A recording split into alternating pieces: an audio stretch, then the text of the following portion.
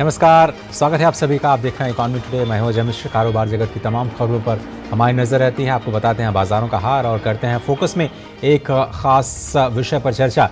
आज हमारी चर्चा का विषय है स्टार्टअप इकोसिस्टम में जो आर्टिफिशियल इंटेलिजेंस है और डीप टेक टेक्नोलॉजी है, उसका भविष्य है कैसा। सबसे पहले टॉप लाइन्स।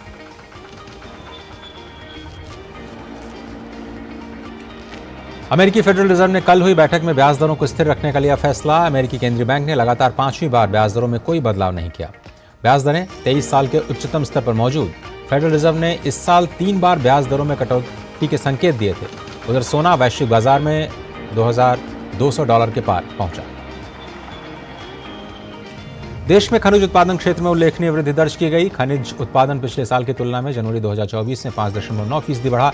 जिन खनिजों का उत्पादन बढ़ा उसमें कोयला, लिग्नाइट, प्राकृतिक गैस, बॉक्साइट और तांबा समेत कई महत्वपूर्ण खनिज शामिल हैं।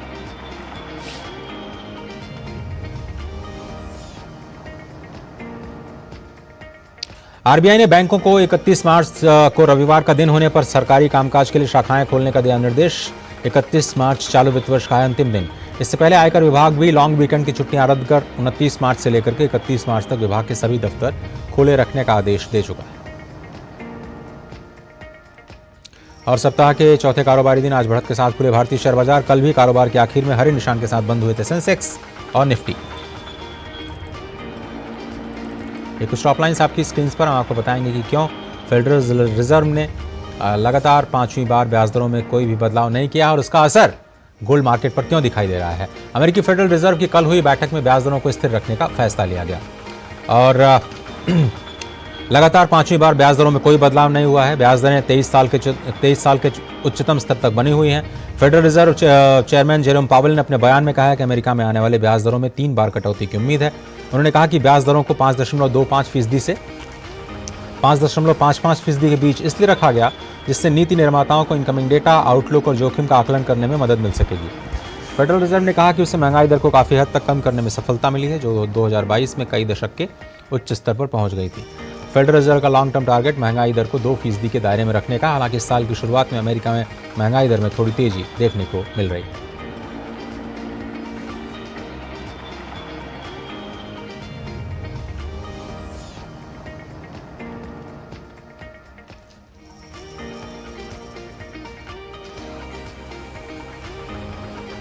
और इस बीच और भी बड़ी खबर आ रही है कि अंतर्राष्ट्रीय बाजार में सोने की कीमतों ने नया रिकॉर्ड बनाया है और फेड के फैसले के बाद सोने के दाम बढ़कर के $2,200 प्रति औंस के पार चले गए हैं। बढ़ोतरी के पीछे की वजह अमेरिका के महंगाई के बढ़ते आंकड़े बताए जा रहे हैं। दिल्ली में अगर हम बात करें तो 22 कैरेट का दाम 6,094 रुपए प्रति 10 ग्राम और 24 कैरेट के दाम 6,647 रुपए प्रति 10 ग्राम दर्ज किया गया है।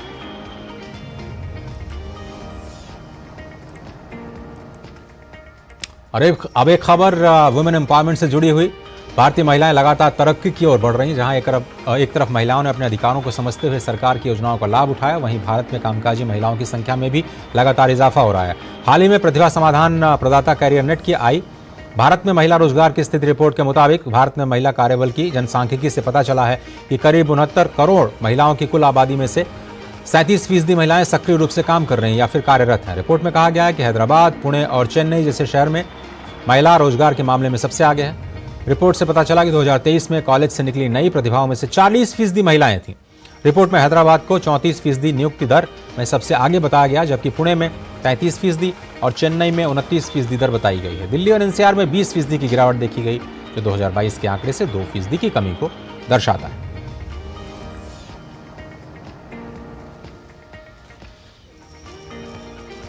और अब देखते हैं बाजारों का हाल किस तरह से। आज गिफ्ट निफ्टी की शुरुआत हुई थी, आपको बताते हैं, और सेंसेक्स और निफ्टी के ओपनिंग पर भी लिए चलेंगे। 35 अंक ऊपर 22,076 का स्तर दिखाई दिया आज गिफ्ट निफ्टी का। इसके बाद आज शुरुआती कारोबार में सेंसेक्स और निफ्टी दोनों ही इंडाइसेस में बड़ी बढ़त के साथ कारोबार की शुरुआत देखने को मिली। 72,649 का स्तर दिखाई दिया। 547 अंक ऊपर सेंसेक्स कारोबार करता हुआ नजर आया। निफ्टी में भी बढ़त दिखाई दी। 167 अंकों की अच्छी खासी बढ़त, 22,000 के पार आज निफ्टी 50 की ओपनिंग हुई। जिन शेयर्स में इस वक्त हमें मुनाफा दिख रहा है उसमें BPCL, Tata steel, IndusInd bank, Wipro और हिंडाल्को जैसे स्टॉक शामिल हैं। 2 से 2.6% की उछाल के साथ कारोबार करते हुए नजर आ रहे हैं। और अब कुछ इन स्टॉक्स पर नजर जहां पर गिरावट आज देखी जा रही है। नेस्ले 0.8% नीचे, हीरो मोटोकॉर्प आधी फीसदी नीचे, ब्रिटानिया आधी फीसदी गिरावट के साथ कारोबार कर रहा है। डॉक्टर रेड्डीज में भी गिरावट और मारुति के स्टॉक में भी आज शुरुआती कारोबार में गिरावट का दौर दिखाई दे रहा है। ग्लोबल मार्केट्स की बात करें तो अमेरिकी बाजारों में बढ़त का सिलसिला दिखाई दिया है। Dow Jones futures, S&P 500, Nasdaq तीनों ही इंडाइसेस बढ़त के साथ आज कारोबार करते हुए दिखाई दिए। फ्यूचर्स के भाव आपकी स्क्रीन पर हैं। आगे चलते हैं और देखते हैं यूरोपीय बाजारों का क्या हाल है। लंदन के बाजार में गिरावट नजर आई है। फ्रांस के बाजार में भी गिरावट नजर आ रही है। 40 अंकों की। डैक्स जो जर्मनी का बाजार है उसमें 27 अंकों का सुधार कल के मुकाबले देखा गया। क्रूड ऑयल का भाव, उससे पहले एशियन मार्केट पर एक निगाह डालते हैं। सभी एशियाई बाजारों में बढ़त के संकेत मिले हैं। अमेरिका में ब्याज दरों में स्थिरता के बाद ये माना जा रहा है कि वहां से इन्वेस्टमेंट इमर्जिंग इकोनॉमीज में आएगा और इसलिए ये बढ़त दिखाई दे रही है। असर आपको भारतीय बाजारों पर भी आज स्पष्ट दिखाई दिया। क्रूड ऑयल का भाव चलते चलते $86.49 प्रति बैरल का स्तर आज ब्रेंट क्रूड का दिखाई दिया अंतर्राष्ट्रीय बाजार। छोटा सा ब्रेक लेते हैं। ब्रेक के उस पार हमारा आज का फोकस। कहीं मत जाइए, देखते रहिए इकोनॉमी। साल, बरस और सदी नहीं, एक युग गुजर जाएगा। उम्र न पूछो वंडर की, जब फर्क नजर आएगा। वंडर सीमेंट, फर्क नजर आएगा। कोविड ने हम लोगों को work from home and flexibility दोनों सिखा दी। Handling my job responsibilities and अपना घर। एनपीएस भी इसी तरह फ्लेक्सिबल है। इन्वेस्टमेंट ऐप के थ्रू अपना अकाउंट इजीली ओपन किया और अब उसी ऐप के थ्रू अपना अकाउंट फुल्ली ऑपरेट कर रहा हूँ। कोई रिस्ट्रिक्शन नहीं है, किसी भी समय लॉग इन कर सकता हूँ और अपने इन्वेस्टमेंट की अमाउंट चेंज भी कर सकता हूँ। जितना पॉसिबल होता है उतना अपने इनकम से बचाता हूँ और अपने एनपीएस अकाउंट में इन्वेस्ट करता हूँ। अपने बेहतर कल को सुनिश्चित करने के लिए एनपीएस जरूरी है। टेक स्टार्टअप सॉलिड था, प्लान था कड़क, करना था समथिंग ग्रेट, पर शुरू से प्रॉब्लम्स ने घेरा यूं कि बिजनेस हुआ अपना लम्बेट। बिजनेस गुरु की जरूरत थी खास, सीधे गए एसबीआई स्टार्टअप ब्रांच पे तो खुल गया success. Startup advisory and support SBI startup branch पे। साल, बरस और सदी नहीं, एक युग गुजर जाएगा। उम्र न पूछो वंडर की, जब फर्क नजर आएगा। वंडर सीमेंट, फर्क नजर आएगा। बोला कौन है? मैं पर हुआ क्या? बिजली का बिल नहीं भरा और पूछता है हुआ क्या? आप जल्दी से ऐप डाउनलोड कर। बिल तो भर दिया था, फिर डर क्यों रहे हो? हाँ, नकली चाकू, नकली बिल। यूपीआई कहता है कोई भी अनजान ऐप डाउनलोड ना करें, अपने पैसे का ख्याल खुद रखें। चलिए, आपको पनवेल नहीं जाना है? पनवेल? हाँ, निकलिए। सही बोला। आप भी ये जानकारी शेयर करें और अपने आसपास के भोले को बचाओ। साल, बरस और सदी नहीं, एक युग गुजर जाएगा। उम्र न पूछो वंडर की, जब फर्क नजर आएगा। वंडर सीमेंट, फर्क नजर आएगा। आप देख रहे हैं इकोनॉमी टुडे और अब बात करते हैं आज के फोकस की।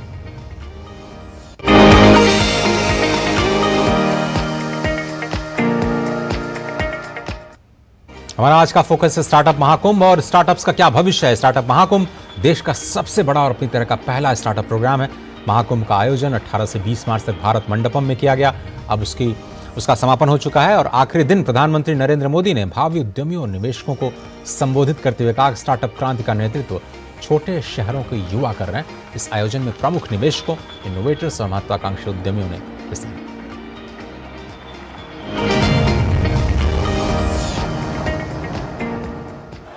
नई दिल्ली के भारत मंडपम में 3 दिवसीय स्टार्टअप महाकुंभ का अंतिम दिन। प्रधानमंत्री नरेंद्र मोदी जब इस समारोह में पहुंचे तो स्वागत दिल खोलकर हुआ। हर क्षेत्र में परचम लहरा रहे भारतीय स्टार्टअप्स को सराहते हुए पीएम ने विकसित भारत के रोडमैप में स्टार्टअप की महत्वपूर्ण भूमिका बताई। देश की स्टार्टअप क्रांति में छोटे शहरों के युवाओं की भागीदारी का जिक्र करते हुए पीएम ने कहा कि स्टार्टअप इकोसिस्टम अब सामाजिक कल्चर बन गया है। हमारे 45% से ज्यादा स्टार्टअप का नेतृत्व नारी शक्ति कर रही है। देश ने स्टार्टअप इंडिया अभियान के तहत इनोवेटिव आइडियाज को एक प्लेटफॉर्म दिया, उनको फंडिंग के सोर्स से कनेक्ट किया, एजुकेशनल इंस्टीट्यूशंस में इंक्यूबेटर स्थापित करने का अभियान भी चलाया। हमारा स्टार्टअप इकोसिस्टम सिर्फ बड़े मेट्रो शहर तक सीमित नहीं है, ये देश के 600 से अधिक जिलों तक पहुंच चुका है।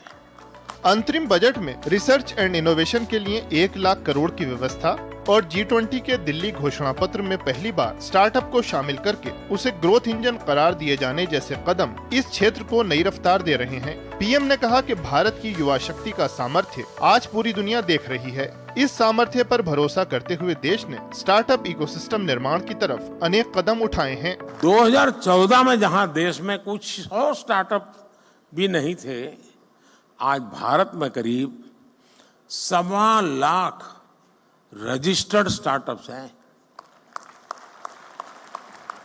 और इनसे करीब 12 लाख नौजवान सीधे तौर पर जुड़े हुए हैं। हमारे पास 110 से ज्यादा यूनिकॉर्न्स हैं। हमारे स्टार्टअप्स ने लगभग 12,000 पैटेंट्स फाइल किए हैं। पीएम ने इस अवसर पर स्टार्टअप से जुड़ी एक प्रदर्शनी का भी अवलोकन किया। 3 दिवसीय स्टार्टअप महाकुंभ में 2000 से ज्यादा स्टार्टअप, 100 से ज्यादा यूनिकॉर्न, 1000 से ज्यादा इन्वेस्टर, 3000 से ज्यादा सम्मेलन प्रतिनिधि और 10 देशों के लगभग 50,000 बिजनेस विजिटर शामिल हुए। अजय मिश्र के साथ ब्यूरो रिपोर्ट, डीडी न्यूज।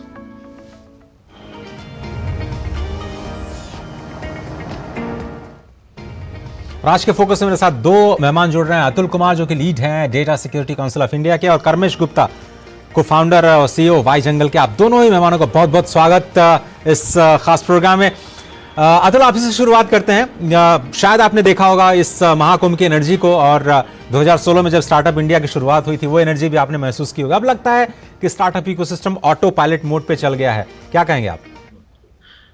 नहीं, डेफिनेटली एकदम सही बात कह रहे हैं आप। लास्ट कुछ सालों में जिस तरह से हम लोगों ने ग्रोथ देखा है इंडिया में, एंड आज की डेट पे ओवरऑल वर्ल्ड वाइड अगर हम लोग देखते हैं, हम लोग 3rd लार्जेस्ट स्टार्टअप इकोसिस्टम है।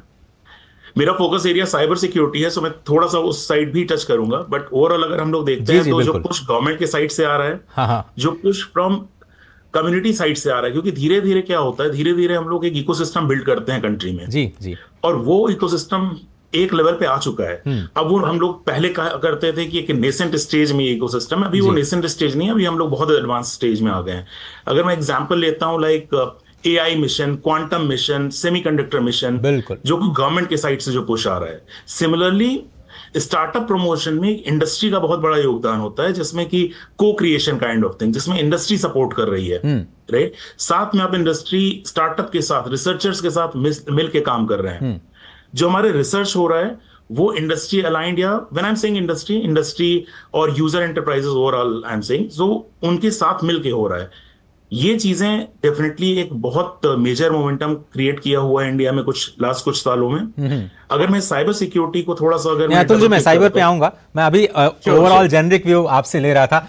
कर्मेश, आप तो बहुत छोटे से, मेरे ख्याल से अलवर से आते हैं राजस्थान में, और प्रधानमंत्री ने कल कहा कि Tier 2, Tier 3 शहरों से बड़े लोग कमाल कर रहे हैं, और फोर्ब्स एशिया 30 का आप हिस्सा बने इतने कम सालों में।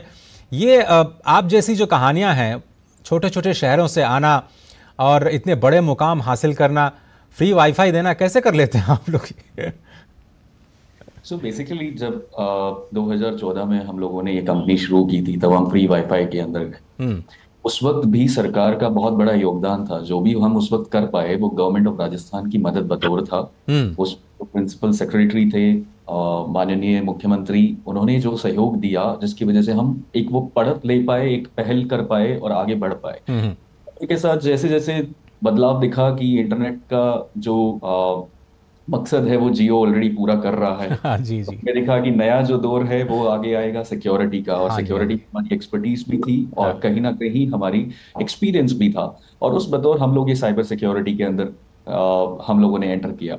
2018 में मुझे याद है जब मैं पहली बार, क्योंकि अतुल जी यहाँ पर है डेटा सिक्योरिटी काउंसिल ऑफ जी इंडिया जी। के साथ, जब मैं पहली बार ऑफिशियली कनेक्ट कर पाया, उस वक्त एक इनका फ्लैगशिप इवेंट होता है AISS and information security summit, जो कि इंडिया का सबसे बड़ा साइबर सिक्योरिटी इवेंट है। और जब मैं पहली दफा वहां गया तो देखा कि जो एंटरप्रेन्योर्स हैं उनकी एवरेज एज मुझे लगता है उस वक्त 37 से 38 के बीच में रही होगी। यानी साइबर सिक्योरिटी में जिन एंटरप्रेन्योर्स ने अपना बिजनेस शुरू किया वो कुछ लेटर स्टेज में थे।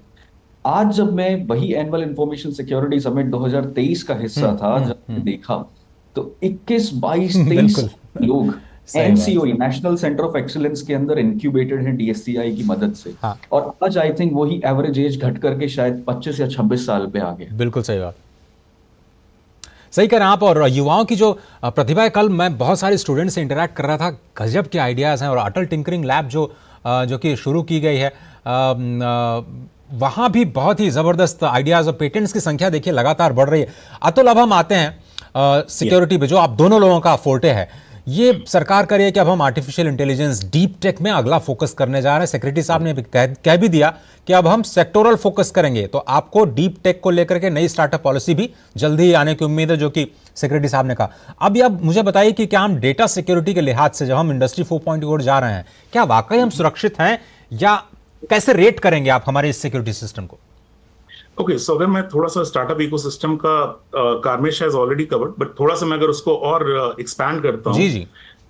सो आज से 12-13 साल पहले अगर हम लोग जाते हैं तो इंडिया में हार्डली 10 कंपनीज हुआ करती थी, 10 से 12 कंपनीज हुआ करती थी साइबर सिक्योरिटी प्रोडक्ट्स कह रहा हूं। ओके। आज की डेट में हम लोग 350 कंपनी से ज्यादा हैं इंडिया में। अभी 350 का नंबर अगर आप देखते हैं तो ओवरऑल इंडिया में 3500 के आसपास डीप टेक स्टार्टअप्स हैं, एंड साइबर सिक्योरिटी उसका ऑलमोस्ट 10% होता है। राइट। अगर इसका ग्रोथ पर्सपेक्टिव हम लोग देखते हैं, लगभग 40% से ज्यादा हम लोग ग्रो कर रहे हैं साइबर सिक्योरिटी प्रोडक्ट साइड से। ड्यूरिंग द कोविड, जो कि सबसे ज्यादा चैलेंजिंग टाइम था सबके लिए, उस टाइम पे भी हम लोग ऑलमोस्ट 20% नए स्टार्टअप्स, जिसका मतलब होता है कि रफली 30 से 40 स्टार्टअप्स हर साल साइबर सिक्योरिटी में ऐड हुए हैं। In terms of revenue numbers 2 साल के अंदर डबल हो गए थे। इन टर्म्स ऑफ जहां पे सब जगह ले ऑफ्स हो रहे थे, जॉब्स के लिए क्राइसिस थी, हर साल ऑलमोस्ट 50% न्यू एड ऑन हुए हैं इन सारी कंपनीज में, जिनकी मैं बात कर रहा हूं। ये 350 कंपनीज जो भी हैं ग्लोबली। अगेन कोई इसका स्टार्ट नहीं है, लेकिन ग्लोबली हम लोग जो स्टार्टअप इकोसिस्टम को बोलते हैं, हम लोग 3rd लार्जेस्ट इकोसिस्टम है साइबर सिक्योरिटी में। After US and Israel, I don't see कि जहां पे 350 जैसे नंबर ऑफ कंपनीज होंगी। तो हम लोग साइबर सिक्योरिटी इकोसिस्टम में भी काफी एडवांस लेवल पे आ चुके हैं। एक इंटरेस्टिंग फैक्ट यहाँ पे है कि जो ऑनरेबल प्राइम मिनिस्टर का भी विजन है कि from India for the globe, right, ये जो हमारी प्रोडक्ट कंपनीज है, almost 50% of the revenue comes from outside India. इसका मतलब है कि हम लोग केवल इंडिया में सर्व नहीं कर रहे हैं, हम लोग पूरे ग्लोब का प्रॉब्लम स्टेटमेंट सॉल्व कर रहे हैं। तो इन सारी चीजों को देखते हुए डेफिनेटली मैं बोलूंगा कि हम लोग काफी एडवांस लेवल पे हैं आज की डेट पे। अगर टेक्नोलॉजी वाइज हम लोग देखते हैं तो से quantum, big data, AI as you said, almost 75 से 80% companies quantum, big data, artificial intelligence का यूज कर रहे हैं अपने साइबर सिक्योरिटी सॉल्यूशंस को डेवलप करने के लिए। टिपिकली हम लोग उसको टेक्नोलॉजी स्टैक बोलते हैं। सो दैट इज समथिंग जो हम लोग को एट पार लाता है ग्लोबल कंपनीज के, जो हम लोग को एट पार लाता है किसी भी ग्लोबल इकोसिस्टम के। बहुत इंटरेस्टिंग आपने डेटा पॉइंट्स रखे Atul, thank you for that. Karmesh, जिस तरह से आपने कहा कि आपने फ्री वाईफाई की शुरुआत की, उसके बाद जियो जैसी बड़ी कंपनियां ने इस गैप को फिल इन कर दिया, तो फिर आप डेटा सिक्योरिटी की तरफ गए। आज लग रहा है अतुल जी के डेटा को देखते हुए कि ये सनराइज सेक्टर है, लेकिन क्या ये अगले 5 साल 10 साल तक डेटा सिक्योरिटी का फील्ड ऐसे ही फ्लरिश करने वाला है, या फिर जो लोग डेटा सिक्योरिटी में उनको फिर से शिफ्ट करना पड़ेगा अपना गियर? नहीं, बिल्कुल। आई थिंक अभी एक डिकेड तक this sector will just keep on growing. ये सेक्टर बढ़ने वाला है। और अभी जो आप अगर पेनिट्रेशन देखते हैं मार्केट के अंदर, देखिए लार्ज एंटरप्राइजेस कहीं ना कहीं अडॉप्ट कर चुके हैं साइबर सिक्योरिटी को। हाँ। जो अगला जिस क्षेत्र में सबसे ज्यादा ग्रोथ आने वाली है वो स्मॉल एंड मीडियम बिजनेसेस के अंदर है। जहाँ अभी पेनिट्रेशन 1 या 2% पे है, वो पेनिट्रेशन अगले 10 सालों के अंदर बढ़ना है।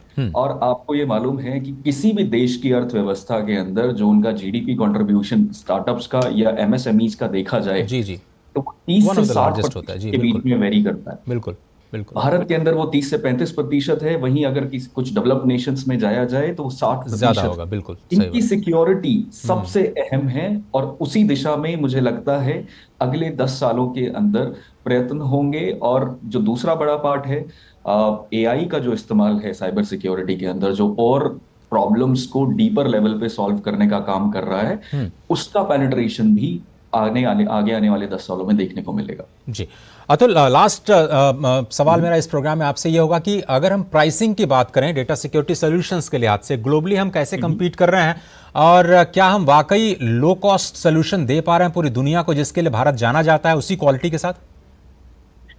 सो लो कॉस्ट से ज्यादा वो जो टिपिकल कॉस्ट आर्बिट्राज वाला फैक्टर होता है, उससे ज्यादा मैं बोलूंगा कि हम लोग कटिंग एज सॉल्यूशंस दे रहे हैं, और हम लोग वो सॉल्यूशंस दे रहे हैं जो शायद बाकी कोई सॉल्व नहीं कर पा रहा है। बहुत सारे एरियाज में, शायद सारे एरियाज में नहीं होगा क्योंकि इनोवेशन हर जगह हो रहा है, दुनिया में हर कोने में हो रहा है, लेकिन बहुत सारे वो एरियाज हैं जहां पे हम लोग वो सॉल्यूशंस लेके आ रहे हैं जो कि अनसॉल्व प्रॉब्लम्स है। मैं एक चीज इसमें ऐड कर देता हूं, जैसे कुछ इनिशिएटिव्स हैं, PM has also talked about कि हैकाथॉन और उस तरह के चैलेंजेस हो रहे हैं। हम लोग भी बहुत सारे चैलेंज नेशनल लेवल पे रन कर रहे हैं with the ministry of IT, जहां पे कि हम लोग अनसॉल्व प्रॉब्लम स्टेटमेंट्स को पिक करते हैं और उनके सॉल्यूशंस को डेवलप करते हैं as a market ready solution.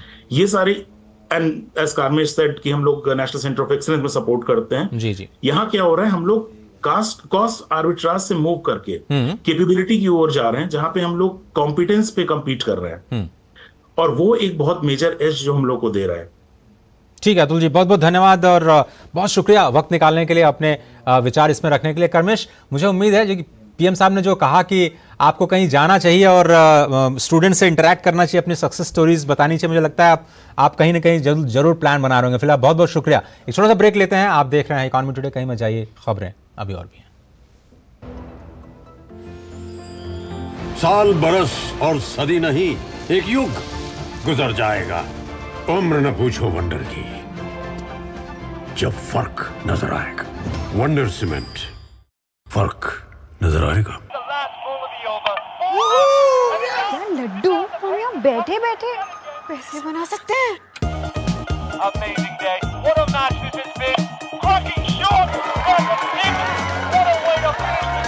Guys, मैं तुम्हारे बिजनेस आइडिया का बड़ा फैन हूं। अब बिजनेस चाहे जो भी, एसबीआई का करंट अकाउंट तो चाहिए ना। एसबीआई करंट अकाउंट से सिंप्लीफाइड बिजनेस ट्रांजैक्शंस और ग्रेट कस्टमर सर्विस। एसबीआई, देश का फैन। साल बरस और सदी नहीं, एक युग गुजर जाएगा। उम्र न पूछो वंडर की, जब फर्क नजर आएगा। वंडर सीमेंट, फर्क नजर आएगा। तुम्हें पता है इन्वेस्टर्स के लिए एक इन्वेस्टर प्रोटेक्शन फंड होता है, आईपीएफ। लेकिन अगर तुम्हारा ट्रेड एक्सचेंज पर एग्जीक्यूट नहीं हुआ या फिर कोई गारंटीड रिटर्न्स वाली स्कीम है, तो ये आईपीएफ आपकी मदद नहीं कर सकता है। और अगर आपका ब्रोकर ही डिफॉल्टर बन जाए तो फिर आईपीएफ आपको कॉम्पेंसेशन दिला सकता है। कहाँ से सीखा? एनएसई की साइट पर। सोच कर, समझ कर, इन्वेस्ट कर।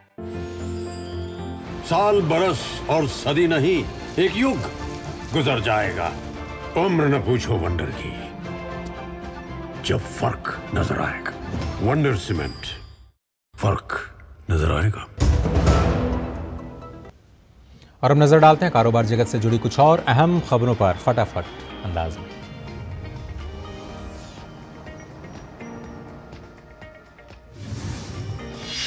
आरबीआई ने बैंकों को 31 मार्च को रविवार का दिन होने पर भी सरकारी कामकाज के लिए शाखाएं खोलने का निर्देश दिया है। गौरतलब है कि 31 मार्च चालू वित्त वर्ष का अंतिम दिन है। इससे पहले आयकर विभाग भी लॉन्ग वीकेंड की छुट्टियां रद्द कर चुका है, यानी शुक्रवार 29 मार्च से लेकर 31 मार्च तक विभाग के सभी दफ्तर खुले रहेंगे।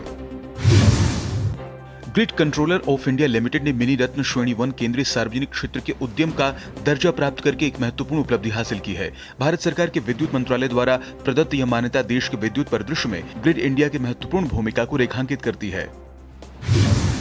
वीडियो स्ट्रीमिंग दिग्गज यूट्यूबर भी अब ऑनलाइन कंटेंट में आर्टिफिशियल इंटेलिजेंस के जरिए छेड़छाड़ को रोकने के उपाय करने वाले इंटरनेट प्लेटफॉर्मों में शामिल हो गया है। इससे पहले उसकी मूल कंपनी गूगल और मेटा ने ऐसी कवायद की है। प्लेटफॉर्म ने एक नया टूल पेश किया गया है, जिसके लिए अब क्रिएटरों को यूजर्स को यह बताना होगा कि उनकी सामग्री सिंथेटिक मीडिया या जनरेटिव एआई का सहारा लेकर तैयार की गई है या नहीं।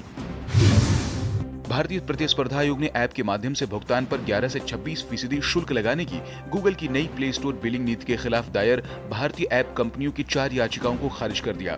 भारतीय ऐप कंपनियों ने आरोप लगाया कि गूगल की प्ले स्टोर नीतियां प्रतिस्पर्धा रोधी हैं। सीसीआई ने अपने आदेश में कहा कि आयोग का मानना है कि इस बारे में याचिका दायर करने वाले उच्चतम न्यायालय द्वारा प्रस्तावित अंतरिम राहत देने के लिए आवश्यक मानदंडों को पूरा करने में विफल रहे हैं। टाटा कंसल्टेंसी सर्विसेज का कहना है कि उसने लंदन में एक विशेष इनोवेशन हब खोला है, जो ब्रिटेन में व्यवसायों को अत्याधुनिक तकनीक का उपयोग करने और सहयोग करने में मदद करेगा। Amsterdam, New York, Paris, Pittsburgh, Toronto और टोक्यो के बाद लंदन पेस पोर्ट टीसीएस के वैश्विक नेटवर्क में इस तरह का 7वां नवाचार केंद्र है। यह कुशल पेशेवरों को लर्निंग और बढ़ोतरी के अवसर प्रदान करेगा। L&T टेक्नोलॉजी सर्विसेज एनवीडिया के जेएनआई सॉफ्टवेयर में 1000 इंजीनियरों को प्रशिक्षित करने की योजना बना रही है। कंपनी का कहना है कि उन करीब 3000 इंजीनियरों के अतिरिक्त होंगे जिन्हें LTTS में बाहरी साझेदारी और आंतरिक प्रशिक्षण क्षमताओं के जरिए जेएनआई कौशल में पहले ही प्रशिक्षित किया जा चुका है। आगे चलकर इस संख्या में और इजाफा किया जाएगा। ब्रिटिश वाहन निर्माता MG मोटर्स की भारतीय इकाई के साथ ज्वाइंट वेंचर होने के बाद अब JSW MG मोटर इंडिया उत्पादन को बढ़ाने की तैयारी कर रही है। दोनों कंपनियों की साझेदारी होने के बाद अब भारत में उत्पादन बढ़ाने के साथ ही नए वाहनों को लॉन्च करने की तैयारी भी की जा रही है। कंपनी की योजना हलोल में 5000 करोड़ रुपए के निवेश के साथ नया प्लांट लगाने की है। इकोनॉमी टुडे के आज के इस अंक में सिर्फ इतना ही, लेकिन खबरों का सिलसिला लगातार जारी है। आप देख रहे हैं DD न्यूज़। मुझे दीजिए इजाजत। नमस्कार।